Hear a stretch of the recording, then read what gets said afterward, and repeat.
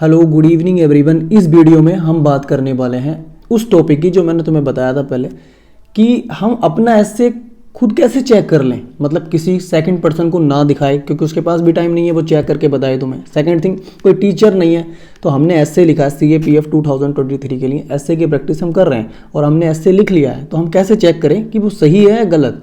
इसका मैंने एक डाटा बनाया है।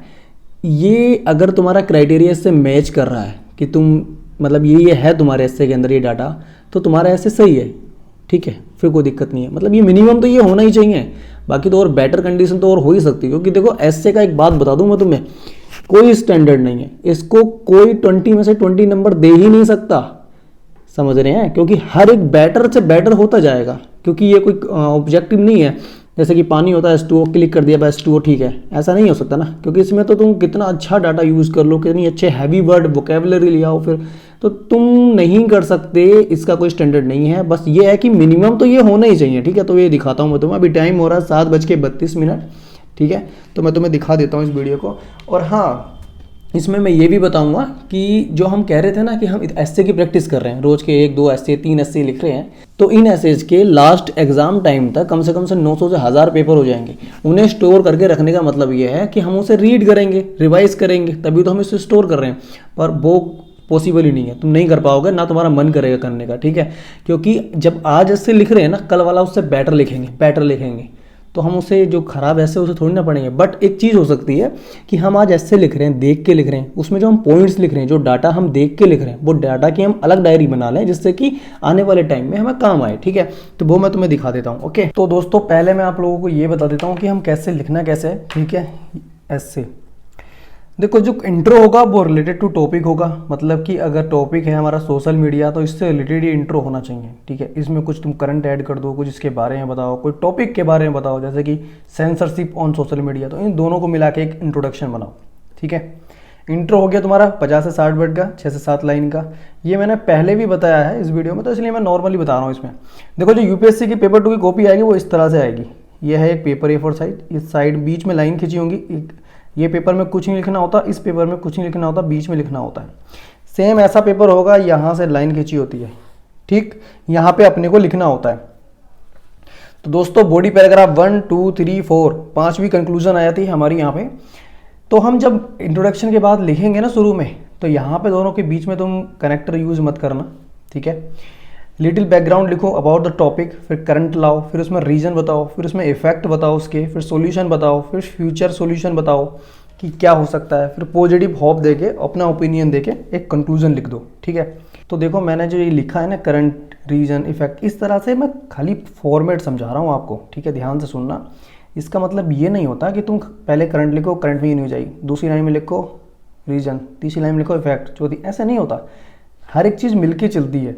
जैसे हम यहाँ पे रीजन भी बताएंगे ना, जैसे कि अगर सेंसरशिप लें, सेंसरशिप का रीजन ये है कि हेट स्पीच, साइबर क्राइमिंग, तो हम उसका इफेक्ट भी बताएंगे। हेट स्पीच लिखा तो बताएंगे करंट का इशू, फिर एग्जाम्पल के साथ। तो ये मिलके चलता है हर कोई, ठीक है। देखो ये कनेक्टर मैंने यहाँ पे सर्च कर लिए हैं कुछ, ठीक है। ये कनेक्टर है, देखो, direction and places here, there, over there, emphasis, emphasly, but however, on the other hand, otherwise, unlike, conversely, at the same time, in spite of, later, after, ये सब कनेक्टर्स होते हैं, ठीक है।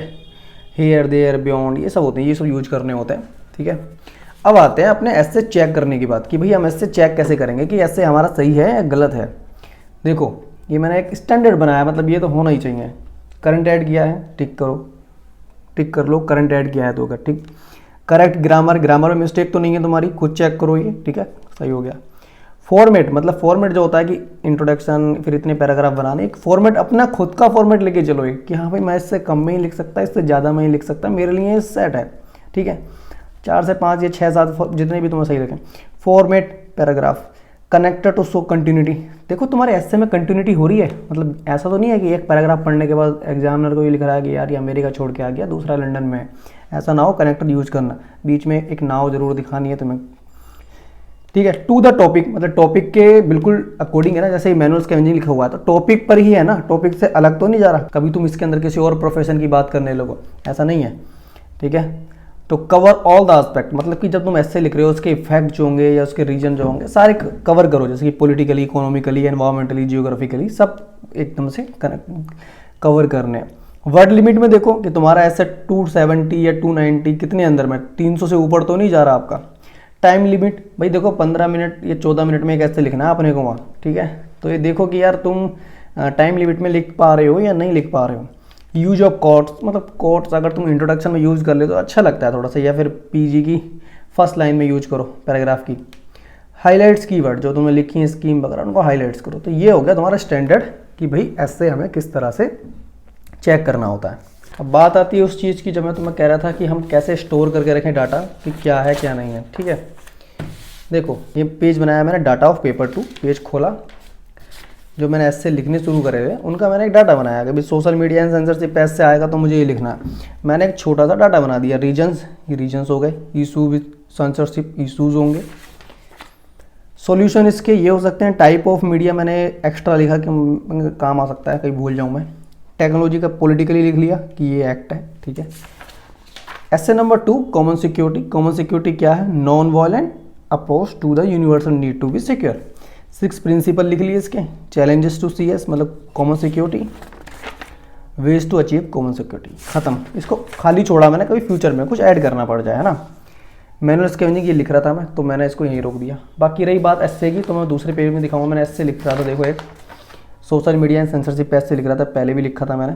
इन the recent past years government has banned multiple online content reasons being adult content, hate speech, fake news, ETC। According to the Twitter's global transparency report, India is in the 4th place to issue blocking orders between 2014 to 2020 after Japan, Turkey and Russia। 6 to 7 line का मेरा intro हो गया। Paragraph बना था फिर, government order Google to take down numerous pieces of content from the services like search, YouTube, community. Train आ रही है, रुको 1 मिनट। तो दोस्तों ये मैंने आपको बताया कि किस तरह से हम चेक कर सकते हैं कि हमारा ऐसे सही है या गलत है। सेकंड थिंग, जो हम डाटा, अब बताओ मैं एक पेज में एक को लिख रहा हूँ, बल्कि अगर मैं थोड़ा सही करके लिखूँ तो एक पार्ट में, एक पेज के एक तरफ, मतलब एक ऐसे आके पूरा डाटा आ जाए। कितने ऐसे हो जाएंगे हमारे? लगभग रोज़ का 1 दे रहा हूँ, 2 दे रहा हूँ मैं, 200, मतलब 100 पेज का तुम मानो। और ये डाटा बहुत इंपॉर्टेंट है, और डाटा हमें हर ऐसे में लिखने की ज़रूरत नहीं है। सपोज करो मैनुअल स्केविंग में कोई आया, अब तो हम स्कीम्स भी पढ़ते रहते हैं, वो स्कीम्स ऐड करके चले गए, नमस्ते स्कीम उसकी, समझ रहे हो। सेकंड थिंग, कुछ वुमेन से रिलेटेड कोई ऐसे है, उसके सारे टॉपिक लिख लिए हमने। अब वो बार बार हमें लिखने की ज़रूरत नहीं है ना, वो तो हमने सेव कर लिया ना एक बार। तो ये होता है कि हमें आइडियाज़ मिलते रहते हैं कि भाई किस तरह से कितने टॉपिक बन सकते हैं, या फिर कितने इसके जैसे कितने सॉल्यूशन रीजन ये होते हैं। तो रीजन हमारे दिमाग में नहीं आते, डेट इज़ द कंटेंट। जो हमारे दिमाग में नहीं आता और जो हम पढ़ रहे हैं वही कंटेंट है, उससे बियॉन्ड हमें नहीं जाना। तो हम सेव करके रख सकते हैं। इस तरह से पेपर बनाओ तुम A4 साइज़ की बंडल की, और उस पर स्टेपलर करो और फटाफट से सेव करके एक डायरी बनाया जाओ। कुछ पेपर तुम पहले से स्टेपलर करके रख लो, उसके बाद सेव करते रहो।